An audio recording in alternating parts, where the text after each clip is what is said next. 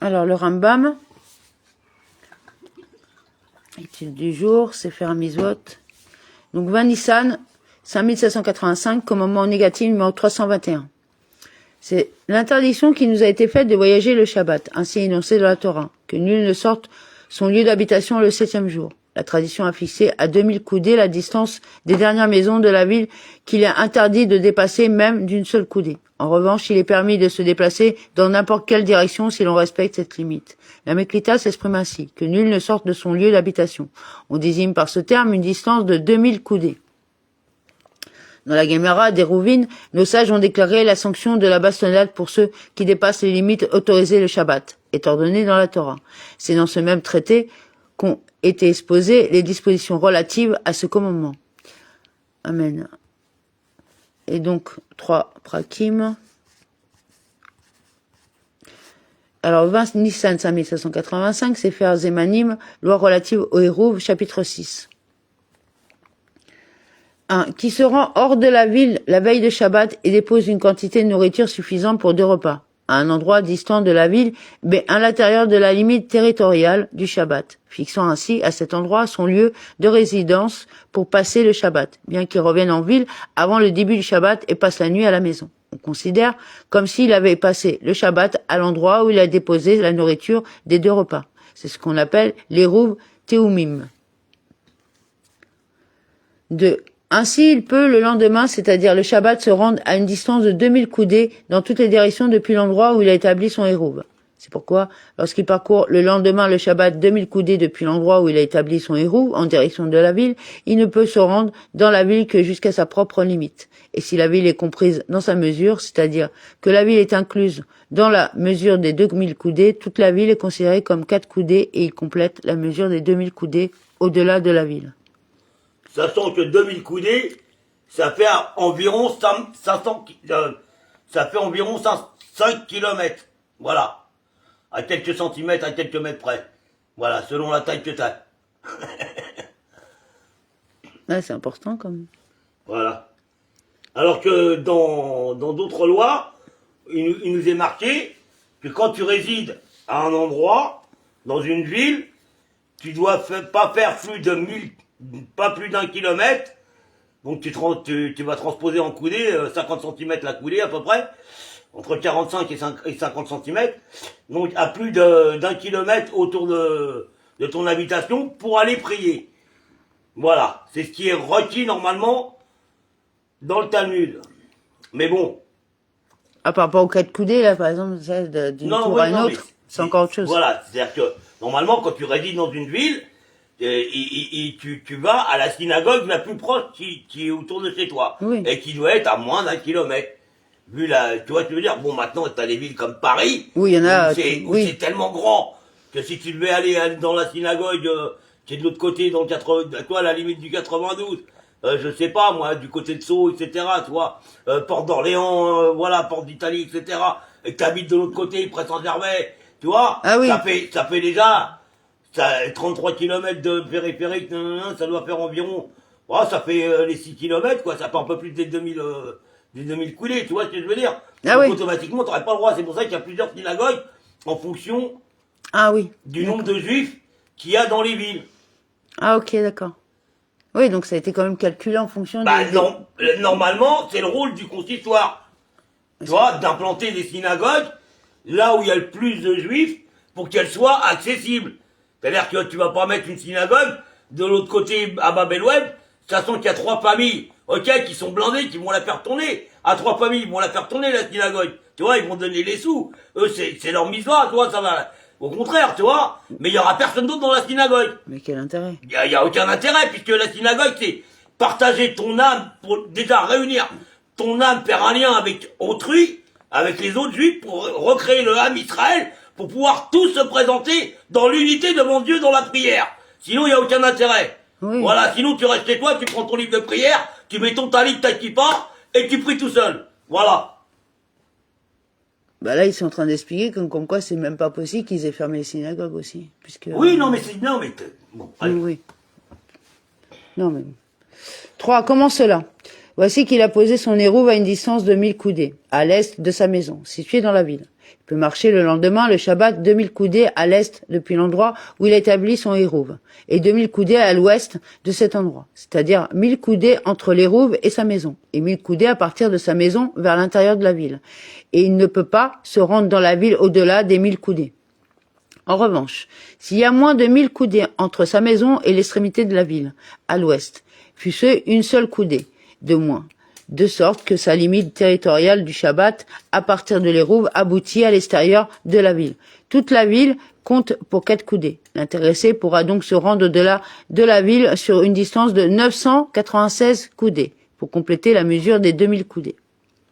Et en plus, il y a l'hérouve qui rentre en ligne de Non, compte. c'est En parce plus, qu'il y a les roues qui a le droit aux 2000 coudées. Si tu fais pas les roues, tu restes à 1 kilomètre, ça fait divisé par 2, ça fait 500 mètres, ça fait 50, ça fait 200 coudées. 200 coudées, donc ça fait... Grosso modo, oui, ça doit faire ça. Je ne sais plus compter, là, je suis fatigué. Là. Enfin bref. Bah, un coudé, ça correspond à combien comme ça? 50 cm, 45-50 cm. Voilà, un compte 50 cm. Un coudé, ça fait 50 cm. Voilà. Donc, après, Une coudée. Une coudée, pardon. Donc voilà, tu fais le calcul. C'est une règle de 3, voilà, c'est pas un calcul, c'est une règle de 3. D'ailleurs, c'est vrai que toi, tu avais sollicité beaucoup à Perpignan, parce que comme il y avait des personnes âgées qui venaient quand même pendant le Shabbat, parce que les personnes âgées pouvaient venir à pied, machin et tout, et que Pascal, il sollicitait souvent qu'on fasse un héros, justement pour ces gens-là, qui puissent venir, même en voiture, pouvoir participer au Shabbat. Parce que selon comment tu fais les roues, comme on a lu hier dans les lois, il y a des choses que tu as le droit de porter pour pouvoir aller à la synagogue, etc., et tu as le droit de te faire, enfin, c'est pas que tu as le droit, pour les personnes âgées, etc., t'as des, comment dire, t'as des arrangements pour que eux puissent se faire amener en voiture, etc., même si certains rabbins vont te dire, nanani, nanana, qui préfèrent voir les gens se taper dans la synagogue pour une embrouille de thunes, tu vois, à Shabbat, plutôt que de voir des gens venir en voiture pour pouvoir prier et avoir le minyan à la synagogue. Moi, je suis désolé, je suis pas de cet avis-là. Moi, je préfère avoir les gens qui viennent prier à la synagogue, tu vois, même s'ils sont obligés de venir en voiture, même si ceci, parce que eux, ils sont conscients qu'ils font de ce qu'ils font en venant en voiture. Eux, ils font ce qu'il faut pour pouvoir venir en voiture. Les gens d'une certaine personne âgée, ils savent qu'il faut qu'ils fassent un héros. Ils savent qu'il faut qu'ils fassent certaines choses, certaines prières, pour que ça soit accepté. Voilà, tandis que les 3/4 de ceux qui viennent à la synagogue, qui ramènent leur bouche, et qui viennent juste là pour se montrer, oh, t'as vu ma nouvelle Rolex, t'as vu mon nouveau truc, t'as vu j'ai embauché un tel, t'as vu ma société elle a ouvert là-bas, nanana, et qui se tapent dessus pour une histoire de 500 balles, ou d'un bijou que l'autre il lui a donné, qu'il lui a pas rendu, parce qu'ils étaient en instance de divorce, ou je sais pas quoi. Pour une histoire de dot, mais ça n'a rien à voir avec la religion. Hein, ça c'est de la cupidité. Et rentrer ça dans la synagogue, de la bouche d'un rabbin, te dire qu'il préfère ces situations-là à des gens qui font le maximum pour être présents à la prière, pour pouvoir soutenir leurs frères, eh ben, je suis désolé, pour moi, c'est pas des rabbins. Et je m'arrête là, parce que sinon, je vais me monter en l'air. C'était pas le but, mais bon, je me souviens de ce papier, et que, ouais, vraiment... Et de la réflexion de Fesner. Cette personne-là, il venait, voilà, parce qu'il avait envie de venir à la synagogue, quoi. C'était sa seule joie de la semaine. Ouais, donc à un moment donné... Sauf qu'il n'arrivait plus à marcher, quoi. Donc à un moment donné, on fait comment, quoi. Et il passait la journée dans la synagogue, hein. Par contre, quand on a fermé la synagogue de la JPO, cette personne-là, il voulait pas prier avec des gens que pour lui qui n'étaient pas des saints, quoi, qui n'étaient pas des gens qui priaient. Bah, il les connaissait trop bien, surtout. Voilà, quoi, ces gens-là, ouais, on leur a fermé privé. la porte. On leur a fermé la porte et on leur a privé de pouvoir prier. Et ça, c'est inadmissible, quand même. Voilà, mais non, mais voyons, Fesner, il allait faire les prières à leur place. Ah bon? Ah ouais, bah ouais, et lui, il certifiait qu'il allait faire les prières pour eux, etc. Et il passait tous les mois prendre son petit chèque. Tu comprends? Mais... C'est plus pratique comme ça. Bah oui, c'est plus pratique. Mais quel... ça fait une rentrée d'argent supplémentaire. Bon bref, je veux pas m'énerver là, parce que sinon... Mais oui, mais quelle preuve en réalité, quand on voit le monde dans quel état il est, quelle preuve? Mais quelle preuve? Il arrive même pas à prier pour lui, qu'est-ce qu'il va prier pour les autres? Ah ouais. Ouais, on n'est pas, ouais, pour donner de l'argent et que toi tu pries à leur place, non. Normalement, t'as l'obligation, c'est marqué noir sur blanc. Donc en vérité, ils vous ont tous banané, quoi. Alors 4. C'est la raison pour laquelle, s'il pose son érouve à 2000 coudées à l'est de sa maison située dans la ville, il perd la possibilité de se déplacer dans toute la ville à l'ouest. Il peut donc marcher les 2000 coudées depuis sa maison jusqu'à son érouve et 2000 coudées à partir de son érouve à l'est. Et il ne peut marcher ne serait-ce qu'une coudée à l'ouest de sa maison dans la ville. Celui qui pose son érouve dans un domaine privé, même s'il s'agit d'une grande cité comme Ninive, et même dans une ville désolée ou dans une caverne qui peut servir à l'habitation, peut parcourir tout ce domaine privé et se rendre au-delà de celui-ci jusqu'à 2000 coudées dans toutes les directions. 5. Celui qui place son érouve à l'intérieur de la ville où il passe le Shabbat n'a rien fait. On ne compte pas sa limite shabbatique à partir de l'endroit où il a posé son érouve. Plutôt, il est comme tous les habitants de la ville qui disposent de 2000 coudées dans toutes les directions hors de la ville. De même, s'il a placé son érouve dans les endroits situés aux abords de la ville qui sont associés à la ville, de sorte qu'on mesure la banlieue shabbatique au-delà de ceci, c'est comme s'il avait placé à l'intérieur de la ville qui a placé son érouve hors de la limite shabbatique, son érouve n'est pas valable. 6. On établit un érouve théoumine que dans l'intérêt du misva. Par exemple, si l'on veut se rendre dans la maison d'un endeuillé, à un repas de mariage, aller à la rencontre de son maître ou d'un ami qui revient de voyage ou ce qui est semblable, ou pour des raisons motivées par la crainte. Par exemple, si l'on désire fuir des gentils, des bandits ou ce qui est semblable. Néanmoins, si un érouve a été établi pour aucune de ces raisons, mais uniquement pour des considérations personnelles, c'est un érouve valable. 7. Toute nourriture qui peut servir à constituer un chitouf peut être utilisée pour établir un érouve théoumine. Et toute nourriture qui ne peut pas être utilisée pour le chitouf ne peut pas non plus être utilisée pour établir un érouve théoumine. Quelle est la quantité de nourriture requise pour l'érouve théoumine? La nourriture de 2 repas pour chacun des participants. Et si la nourriture en question est un accompagnement du pain, il faut la quantité suffisante pour consommer cet accompagnement avec du pain pour 2 repas, comme dans le cas du chitouf. 8. Il faut que l'érouve soit placé dans le même lieu que l'intéressé afin qu'il soit possible de le consommer pendant le crépuscule ben hashemashot. C'est pourquoi, s'il a placé son érouve dans un domaine privé tout en ayant l'intention d'établir son lieu de résidence du Shabbat dans le domaine public, ou s'il a placé son érouve dans le domaine public tout en ayant l'intention d'établir son lieu de résidence du Shabbat dans un domaine privé, cela n'est pas un érouve valable, car il lui est impossible de transférer un objet d'un domaine privé à un domaine public pendant ben hashemashot, autrement que par une transgression. 9. En revanche, s'il a posé son érouve dans un carmélie, tout en ayant l'intention d'établir son lieu de résidence du Shabbat dans un domaine privé ou dans un domaine public, ou s'il a posé son érouve dans un domaine privé ou dans un domaine public, tout en ayant l'intention d'établir son lieu de résidence du Shabbat dans un carmélie, c'est un érouve valable, car au moment où l'érouve prend effet, à savoir au moment du crépuscule, ben hashemashot, il est permis de transférer un objet de chacun de ces 2 domaines, privé ou public, vers un carmélie et vice-versa, dans le but du misva. En effet, concernant toute activité interdite par la loi rabbinique, les sages n'ont pas appliqué leur décret durant la période de ben hashemashot, lorsqu'il y a une misva ou une nécessité pressante. C'est-à-dire à l'entrée de Shabbat, juste avant l'entrée de Shabbat, à la tombée de la nuit. Donc on peut dire que le papy, c'était une misva pour lui, d'aller à la synagogue. Oui, mais l'érouve, il était censé être fait la veille. Ah oui, mais non. Puisqu'il venait le samedi matin à la synagogue. Mais jamais on les a vus faire le... Si. Moi qui traînais avec lui tout le temps, je peux te dire que au début, il le faisait. Ah, oui, comme quand aller voir les malades au début. Ouais. Pendant 1 mois après, il a abandonné. Ah, Bon, bref. Alors, 10. Celui qui a placé son érouve dans une armoire, l'a fermée et a perdu la clé. S'il a la possibilité de sortir l'érouve sans avoir recours à la réalisation d'un travail interdit par la Torah le Shabbat, son érouve est valable, car durant ben hashemashot, quand il est question du misva, seul est interdit la réalisation d'un travail, défini comme tel par la Torah. Aurait-il placé l'érouve en haut d'un roseau ou d'une tige qui pousse dans la terre, ce n'est pas un érouve valable. C'est là un décret des sages, de crainte qu'ils n'en viennent à détacher le roseau ou la tige. Mais s'il était déjà détaché et ont simplement été enfoncés dans la terre, l'érouve est valable. 11. Celui qui place son érouve acquiert 4 coudées à l'endroit de celui-ci.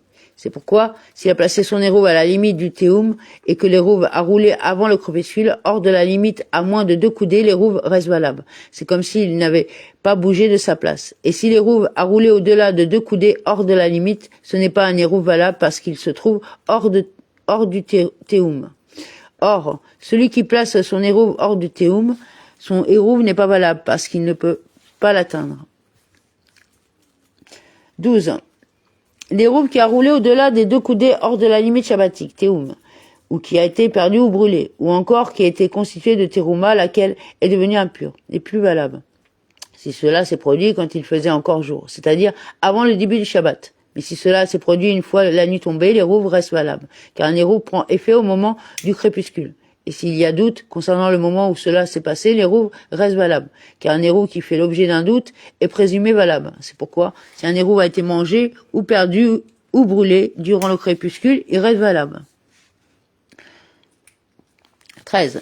Lorsque 2 personnes disent à un troisième, « Sors et établis un hérouve pour nous », et que ce dernier établit un hérouve pour l'un durant la journée avant le commencement du Shabbat, et pour l'autre pendant le crépuscule, ben hashemashot. Puis que l'hérouve établi avant le début du Shabbat est mangé ou perdu pendant ben hashemashot, et que l'hérouve établi pendant ben hashemashot est mangé ou perdu une fois la nuit tombée. Les 2 hérouves sont valides. Néanmoins, pendant la période du crépuscule durant laquelle il y a doute s'il fait nuit ou non, on n'établit pas a priori d'hérouve théoumine. Mais si cela a été fait, l'hérouve est valable. 14. Un ébouli serait-il tombé sur l'hérouve quand il faisait encore jour, avant le début du Shabbat? Si on peut le retirer sans réaliser de travail interdit, l'hérouve est valable, car au moment où l'hérouve prend l'effet, c'est-à-dire le crépuscule, il est permis de le retirer. Et si un ébouli tombe sur l'hérouve une fois la nuit tombée, c'est un hérouve valable, même s'il est impossible de le retirer autrement qu'en faisant un travail interdit. Et en cas de doute, quant à savoir si l'éboulement a eu lieu quand il faisait jour ou une fois la nuit tombée, l'hérouve est valable, car un hérouve qui fait l'objet d'un doute est présumé valable. 15. Toutefois, si un hérouve a été établi avec de la terouma, qui fait l'objet d'une impureté incertaine, ce n'est pas un hérouve valable puisque ce n'est pas un repas apte à être consommé. Et de même, celui qui a devant lui 2 pains de terouma, l'impur et l'autre impur, et ignore lequel des 2 est impur, s'il déclare mon hérouve est établi avec celui qui est pur, où qu'il soit. Ce n'est pas un hérouve valable, car il n'y a pas un repas apte à être consommé puisqu'on ne sait pas lequel est pur.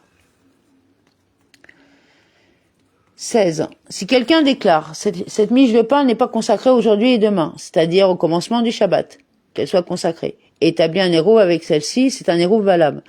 Car pendant le crépuscule, la miche de pain n'est pas encore consacrée avec certitude. Or, elle était apte à être consommée quand il faisait jour. Par contre, s'il a dit aujourd'hui qu'elle soit consacrée et demain qu'elle ne soit pas consacrée, on ne peut pas établir d'héros avec cette miche de pain, car elle n'est pas apte à être consommée avant la nuit. Et de même, si quelqu'un prélève de la terouma en stipulant qu'elle n'aura le statut de terouma qu'à la nuit, on ne doit pas se servir de cette terouma pour un hérouve, car elle a le statut de tevel, et est donc interdite à la consommation durant toute la période de crépuscule ben hashemashot. Or, il faut que la nourriture de l'hérouve constitue un repas apte à être consommé quand il fait jour avant le début du Shabbat.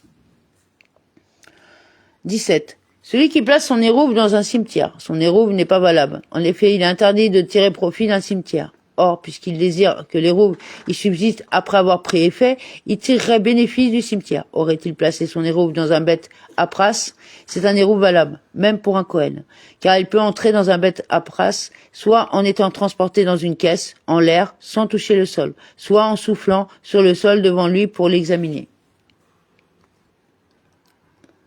18. Dans le cas où plusieurs individus désirent s'associer pour un hérouve théoumine, ils contribuent tous à leur hérouve, apportant chacun la quantité de nourriture requise pour 2 repas, et ils le posent dans un récipient unique à l'endroit voulu. Et si l'un désire établir un hérouve pour tous les autres, il doit transférer la propriété de la nourriture à l'ensemble des personnes concernées par l'intermédiaire d'une tierce personne et les en informer. Car on ne peut établir un hérouve théoumine pour quelqu'un d'autre qu'avec son consentement, de crainte qu'il ne désire pas établir un hérouve dans la direction proposée. Si on a informé l'intéressé avant le début du Shabbat, même s'il n'y a consenti qu'une fois la nuit tombée, l'hérouve est valable. En revanche, si on ne l'a informé qu'une fois la nuit tombée, il ne peut s'en servir car on n'établit pas d'hérouve une fois la nuit tombée. 19. Quiconque peut servir d'intermédiaire pour faire bénéficier autrui d'un érouve dans les cours peut également servir d'intermédiaire pour faire bénéficier autrui d'un érouve théoumine. Et quiconque ne peut pas servir d'intermédiaire pour faire bénéficier autrui d'un érouve dans les cours ne peut pas non plus servir d'intermédiaire pour faire bénéficier autrui d'un érouve théoumine. 20. Un homme peut donner une pièce de monnaie d'Amaha à un particulier en vue que celui-ci achète pour lui du pain et établisse pour lui un érouve théoumine. En revanche, si l'intéressé donne une pièce à un épicier ou à un boulanger, il lui dit « Fais-moi bénéficier de l'érouve. » Avec ce maha-là, l'érouve n'est pas valable.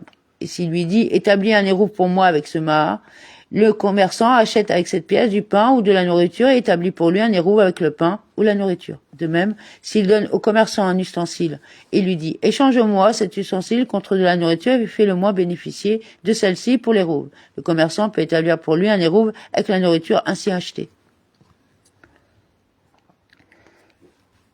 21. Un homme peut établir un érouve théoumine pour son fils ou sa fille mineure, et pour son esclave et sa servante cananéen, avec ou sans leur consentement. C'est pourquoi, s'il a établi un érouve pour eux, et qu'ils ont eux-mêmes établi leur propre érouve, ils tiennent compte de l'érouve de leur maître. En revanche, un homme ne peut établir un érouve pour son fils et sa fille majeure, pour son esclave et sa servante hébreu, ou pour son épouse qu'avec leur consentement, même si ceux-ci mangent à sa table. Et s'il a établi pour eux un érouve et qu'ils ont gardé le silence en l'apprenant sans protester, ils doivent tenir compte de son érouve.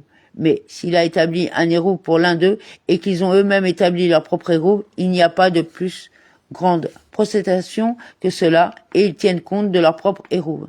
Un enfant de 6 ans au moins compte sur l'érouve de sa mère. Il n'est pas nécessaire de déposer pour lui la nourriture de 2 repas. 22. Celui qui désire envoyer son érouve par l'intermédiaire d'une autre personne pour le déposer à l'endroit où il désire établir son lieu de résidence du Shabbat en a le droit. Lorsqu'il l'envoie, il ne doit l'envoyer ni par un sourd-muet, un aliéné ou un mineur, ni par quelqu'un qui n'accepte pas la miswa de l'érouve. L'aurait-il envoyé par l'un de ces deux-là, ce n'est pas un érouve valable. Et s'il envoie l'un de ceux-là pour porter l'érouve à une personne apte afin que cette dernière le dépose à l'endroit où l'érouve doit être établi, c'est valable.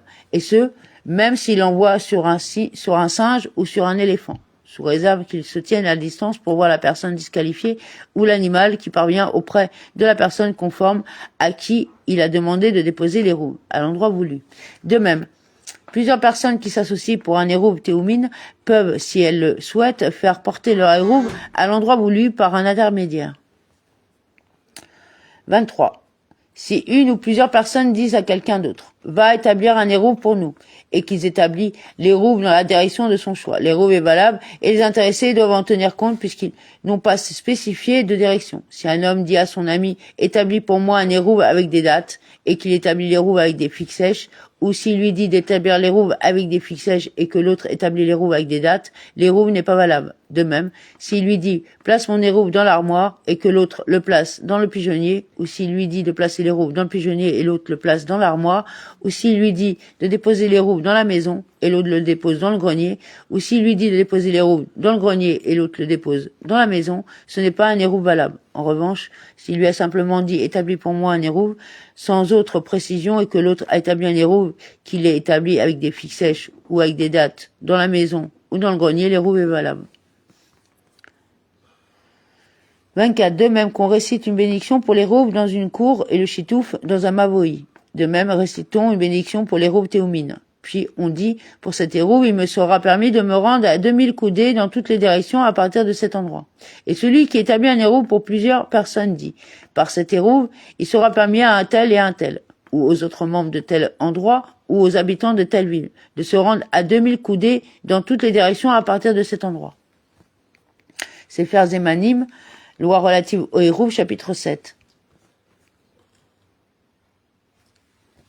1. Celui qui se rend veille de Shabbat hors de la ville et se tient à un certain endroit à l'intérieur ou à l'extrémité du Théoum en disant « Je fixe mon lieu de résidence du Shabbat à cet endroit ». Même s'il revient dans sa ville pour y passer la nuit, il peut le lendemain se rendre à 2000 coudées dans toutes les directions à partir de l'endroit en question. Ceci est l'érouve théoumine, dans son sens principal. Établir l'érouve en étant présent à l'endroit voulu. Les sages ont permis d'établir un érouve par le dépôt de la nourriture de 2 repas à l'endroit voulu, sans même s'y rendre, uniquement en vue de faciliter la procédure pour l'homme prospère et ne pas l'obliger à sortir. en lui permettant d'envoyer son érouve par une autre personne qui le dépose pour lui. 2. Et de même, celui qui a eu l'attention de fixer sa résidence pour le Shabbat dans un endroit bien défini pour lui, comme un arbre, une maison ou un enclos, dont il connaît l'emplacement. S'il se trouvait à une distance égale ou inférieure à 2000 coudées de l'endroit voulu à la tombée de la nuit et qu'il ait pris la route suffisamment tôt pour atteindre cet endroit avant la nuit et fixer sa résidence, bien qu'il n'ait pas atteint l'endroit voulu. Que son ami l'ait fait revenir pour passer la nuit, qu'il soit revenu de lui-même passer la nuit ou qu'il ait été retenu. Il peut le lendemain se rendre à l'endroit voulu et, à partir de cet endroit, à 2000 coudées dans toutes les directions, car dès lors qu'il a pris la décision d'y fixer sa résidence pour le Shabbat et qu'il a pris la route, c'est comme s'il avait fait acte de présence ou s'il y avait déposé son érouve. 3. Dans quel cas cela s'applique-t-il? Pour un homme pauvre, car on ne l'embarrasse pas à déposer un érouve, ou pour quelqu'un qui est au loin, comme celui qui est en voyage et qui craint que la nuit ne tombe. Cette indulgence est accordée à condition qu'il y aura suffisamment de temps dans la journée pour que l'endroit où il fixe sa résidence puisse être atteint avant la tombée de la nuit. S'il court de toutes ses forces et qu'il se trouve dans une distance égale ou inférieure à 2000 coudées de cet endroit à la tombée de la nuit. En revanche, si l'intéressé n'est pas au loin et n'est pas pauvre, s'il ne lui reste pas suffisamment de temps dans la journée pour parvenir à l'endroit voulu avant la nuit, même en courant de toutes ses forces, ou s'il se trouve à la tombée de la nuit à une distance de plus de 2000 coudées de l'endroit où il désire fixer sa résidence, ou si l'endroit où il fixe sa résidence n'est pas clairement défini, il n'acquiert pas son lieu de résidence à distance et ne dispose pas, par conséquent, que de 2000 coudées dans toutes les directions à partir de l'endroit où il se trouve à la tombée de la nuit.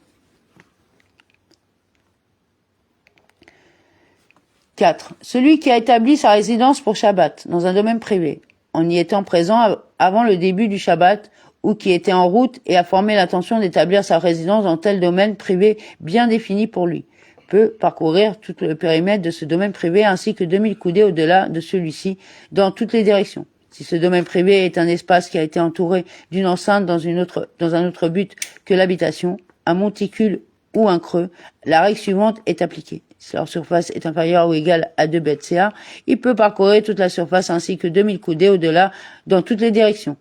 Mais si la surface d'un tel endroit est supérieure à 2 BCA, il ne dispose que de 4 coudées dans cet endroit et au-delà de ces 4 coudées, de 2000 coudées dans toutes les directions. Il en est de même pour celui qui dépose son érouve dans un endroit domaine privé qui a été entouré d'une enceinte dans un autre but que l'habitation. 5. Celui qui fixe son lieu de résidence du Shabbat à distance sans que son emplacement ne soit clairement défini n'acquiert pas à cet endroit son lieu de résidence comme en cela.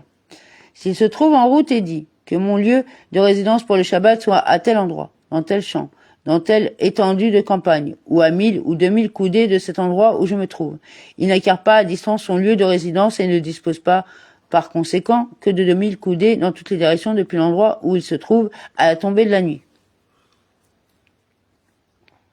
6. Aurait-il dit que mon lieu de résidence pour Shabbat soit en dessous de tel arbre ou en dessous de tel rocher? S'il est en dessous de l'arbre ou du rocher en question, une surface de 8 coudées ou plus, il n'acquiert pas à cet endroit son lieu de résidence pour Shabbat, car il n'a pas clairement défini l'emplacement de son lieu de résidence pour Shabbat. En effet, s'il vient passer le Shabbat dans tel espace de 4 coudées, peut-être est-ce en fait dans l'autre espace de 4 coudées qu'il a établi sa résidence. C'est pourquoi il faut qu'il ait l'intention de passer le Shabbat au pied de l'arbre ou dans les 4 coudées sud ou nord. Et si l'espace en dessous de l'arbre est inférieur à 8 coudées et qu'il ait l'intention d'y établir son lieu de résidence pour le Shabbat, il acquiert cet emplacement à titre de résidence du Shabbat, car il n'y a pas à cet endroit la mesure de 2 emplacements. Une partie de son emplacement a, en tout état de cause, été clairement définie.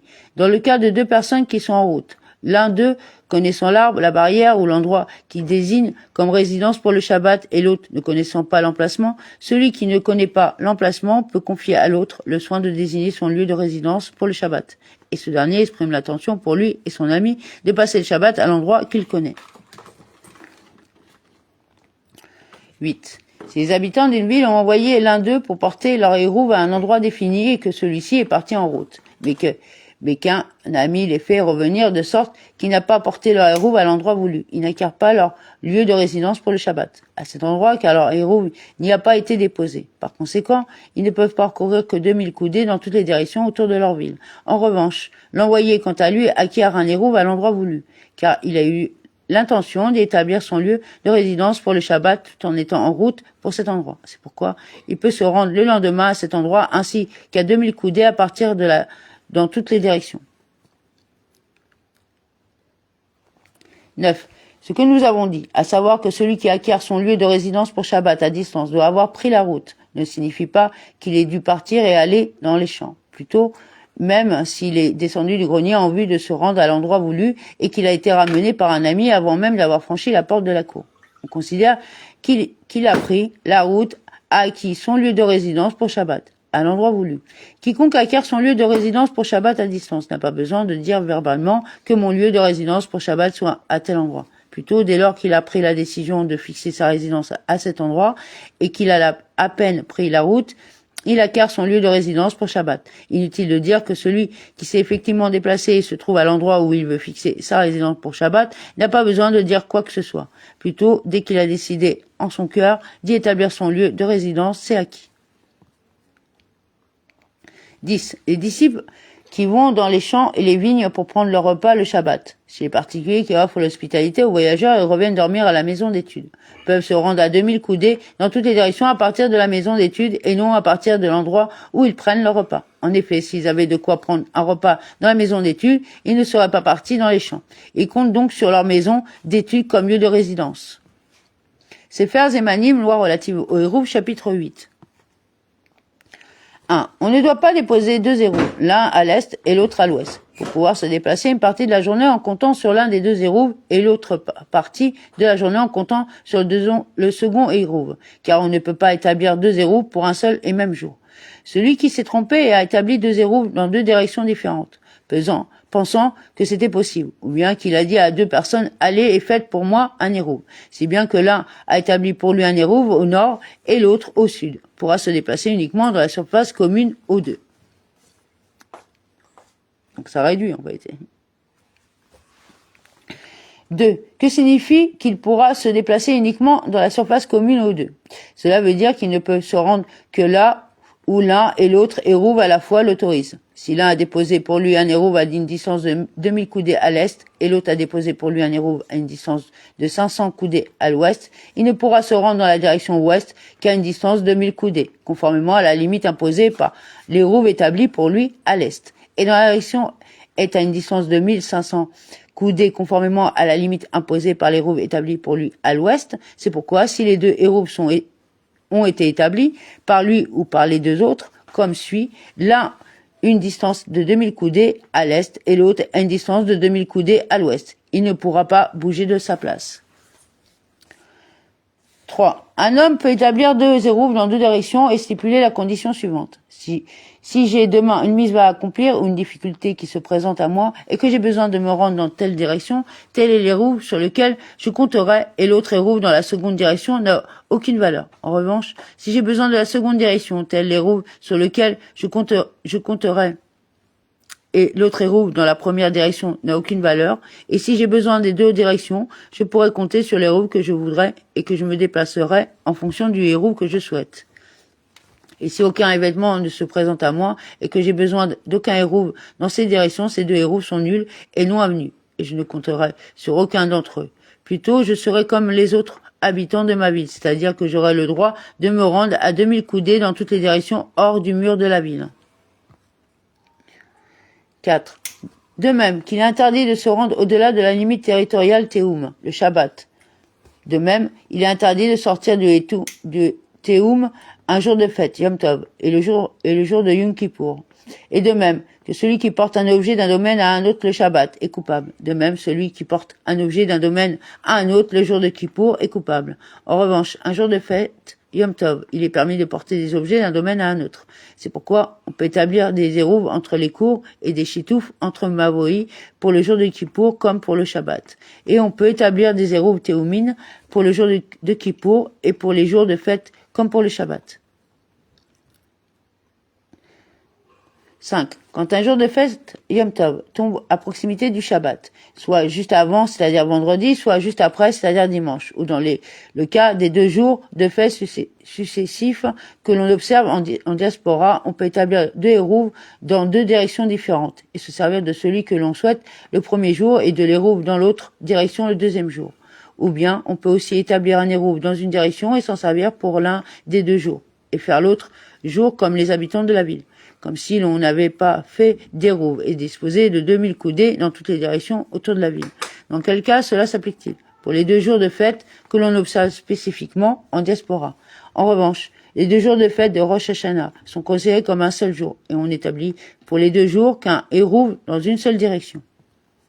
6. Et de même, un homme peut stipuler concernant son hérouve la condition suivante: mon hérouve est pour ce Shabbat, mais non pour un autre Shabbat. Pour un autre Shabbat, mais non pour ce Shabbat. Ou encore, pour les Shabbats, mais non pour les fêtes. Yom Tov. Pour les fêtes, mais non pour les Shabbats. 7. Dans le cas de celui qui dit à 5 personnes, j'établis un hérouve pour celui d'entre vous que je choisirai. Celui que j'aurai choisi pourra se rendre là où l'hérouve l'autorise, et celui que je n'aurai pas choisi ne pourra pas s'y rendre. La personne choisie peut se rendre à là où l'hérouve lui permet, même si elle n'est choisie par lui qu'une fois la nuit tombée. Dans le cadre d'une loi qui est d'ordre rabbinique, il est possible d'appliquer le principe de désignation rétroactive, Berera. De même, celui qui a établi un hérouve pour tous les Shabbats de l'année et dit, si je souhaite un certain Shabbat que l'hérouve prenne effet, je pourrais aller jusqu'à 2000 coudées au-delà de cet hérouve. Et si un certain Shabbat, je ne souhaite pas que l'hérouve prenne effet, je n'irai pas au-delà de 2000 coudées en direction de l'hérouve. Je serai ainsi comme les habitants de ma ville, et je pourrais me rendre également dans la direction opposée à celle de l'hérouve. Celui-là peut, chaque Shabbat, où il le souhaite, se rendre au-delà de 2000 coudées en direction de l'hérouve, même s'il ne se décide qu'une fois la nuit tombée. 8. Quand on établit un hérouve pour les 2 jours de fête, Yom Tov, en diaspora, ou pour un Shabbat et un jour de fête qui se suivent, même s'il s'agit d'un seul hérouve dans une seule direction pour les 2 jours. Il faut que l'hérouve à sa place soit accessible la première nuit et la seconde nuit pendant le crépuscule Ben Hashimashot. Comment procède-t-on? On porte l'hérouve la veille de Yom Kippour, de Yom Tov, ou de Shabbat, à l'endroit voulu où on atteint la tombée de la nuit. Puis on reprend l'hérouve dans la main et on s'en va si c'est la nuit de Yom Tov. Le lendemain, on le rapporte à l'endroit en question et on l'y dépose jusqu'à la tombée de la nuit. On peut ensuite le manger si c'est la nuit de Shabbat. On peut aussi le rapporter chez soi si c'est la nuit de Yom Tov. Il est nécessaire que l'hérouve soit présent à l'endroit voulu les 2 soirs, parce que ce sont 2 jours de sainteté différentes et ils ne sont pas comptés comme un seul jour pour que l'on puisse dire depuis le premier soir, l'hérouve a été acquis pour les 2 jours. 9. L'hérouve aurait-il été consommé le premier jour? Il reste acquis pour le premier jour, mais on n'a plus d'hérouve pour le second jour.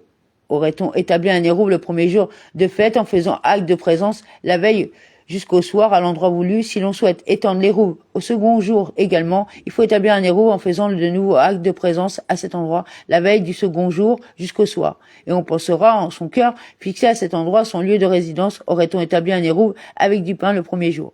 Si l'on désire établir un hérouve en faisant acte de présence le second jour, c'est valable. Et si on désire établir un hérouve avec du pain, il faut établir l'hérouve avec le même pain qui a servi pour l'hérouve du premier jour. 10. Quand le jour de Kippour tombe veille de Shabbat, ou au lendemain de Shabbat, cela étant possible uniquement lorsqu'on sanctifie le nouveau mois, suivant le témoignage de 2 témoins concernant l'apparition de la nouvelle lune. Il me semble que les 2 jours de Shabbat et de Kippour sont regardés comme un seul et même jour, comme une seule et même sainteté. 11. Nous avons dit qu'il est possible d'établir 2 hérouves dans 2 directions différentes, pour 2 jours de fête successifs ou un Shabbat et un jour de fête qui se suivent. Mais encore faut-il que l'intéressé puisse atteindre chacun des 2 hérouves le premier jour sans dépasser la limite territoriale qui lui est impartie. En revanche, s'il ne lui est pas possible d'atteindre le premier jour l'hérouve destiné au second jour, l'hérouve du second jour n'est pas valable. En effet, la mitzvah de l'hérouve consiste à ce que celui-ci constitue un repas apte à être consommé quand il fait encore jour, avant le début de Yom Tov, ou du Shabbat pour lequel il est destiné. Or, dans notre cas, étant donné que l'intéressé ne peut pas le premier jour atteindre cet hérouve destiné au second jour, ce n'est donc pas un repas apte à être consommé le premier jour. 12. Comment cela? Voici qu'il a déposé son Hérouv à une distance de 2000 coudées de sa maison, à l'est en comptant dessus pour le premier jour, et un second Hérouv à une distance d'une coudée ou 100 000 coudées, à l'ouest en comptant dessus pour le second jour. Ce second Hérouv n'est pas valable, car ce n'est pas un repas qui convient pour lui quand il fait encore jour. En effet, il ne lui est pas accessible, puisqu'il ne dispose plus d'aucun espace pour se déplacer à l'ouest de chez lui. 13. En revanche, s'il dépose son premier Hérouv à une distance de 1500 coudées, à l'est de sa maison en comptant sur celui-ci pour le premier jour, et le second Hérouv à une distance de 500 coudées à l'ouest de sa maison en comptant dessus pour le deuxième jour, c'est un Hérouv valable, car il a la possibilité d'atteindre ce second Hérouv le premier jour. 14. Lorsqu'un jour de fête tombe veille de Shabbat, on établit pendant le jour de la fête ni Hérouv Hatzeroth, ni Hérouv Théoumin. Plutôt, on établit l'Hérouv jeudi, qui est la veille du jour de fête. Et lorsque les 2 jours de fête en diaspora tombent jeudi et vendredi, on établit depuis mercredi Hérouv Théoumin et Hérouv Hatzeroth. En cas d'oubli, on peut établir l'Hérouv Hatzeroth jeudi et vendredi de manière conditionnelle, mais on ne pourra pas établir d'Hérouv Théoumin. 15. Comment établit-on un Hérouv de manière conditionnelle? On établit l'Hérouv le jeudi et on dit: si c'est aujourd'hui Yom Tov, mes paroles sont sans conséquence. Et sinon, c'est là un Hérouv. Le lendemain, on établit de nouveau un Hérouv et on dit: si c'est aujourd'hui Yom Tov, j'ai déjà établi l'Hérouv hier et mes paroles présentes sont sans conséquence. Et si c'était hier Yom Tov, c'est là un Hérouv. Dans quel cas cela s'applique-t-il? Pour les 2 jours de fête en diaspora, en revanche, les 2 jours de fête de Rosh Hashanah sont considérés comme un seul et même jour, et un Hérouv ne peut être établi que la veille de la fête. Fin des lois relatives au Hérouv. Amen, Amen.